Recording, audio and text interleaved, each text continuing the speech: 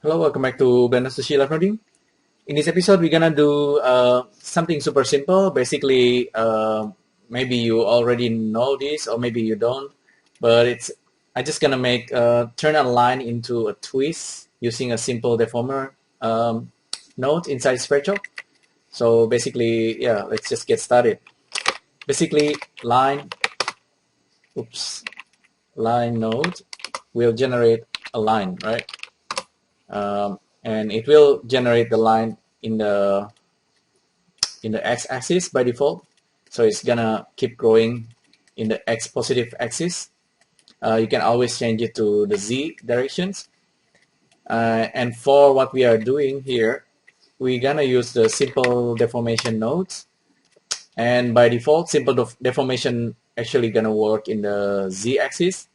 So I think this is a good example. So currently it's not twisting or anything. You can't see the twist, but you can easily use move node and simply move this line slightly to the x or to the y directions. So it's not at the center. So now we can kind of see the twisting and deformations already happening. So this is kind of super basic, but I think maybe useful for some of you guys. Maybe this is what you want to do. So you can see the effects of these deformations very, very clearly by increasing the stepping or the number of vertices, and then also increasing the length here. So we can get like a spiraling curve, and it goes in the z directions.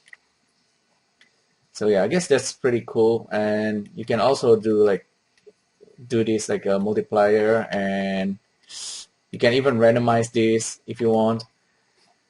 You can perhaps block the x and the y as well. Not sure what for. Okay, let's give you this kind of flattened spiral. And with the spiral thing, you can. This is like outputting a polygon edge. It's very basic, but you can also output like a polyline viewer and also use the skin modifier. So yeah, this is kind of basic, but I think still pretty interesting, and it should be useful if you use Sverchok for the first time. This is one way you can approach it. Remember that you can do a lot of other things like adding like randomizations to all these values to give like I don't know, some kind of variations.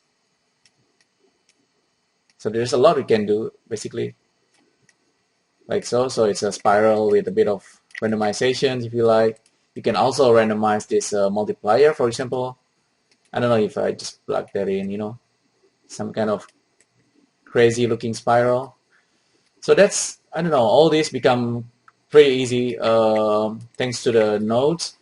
I'm currently kind of learning another programming language called Swift, while Python is always my favorite language, and I'm learning Swift for developing an app.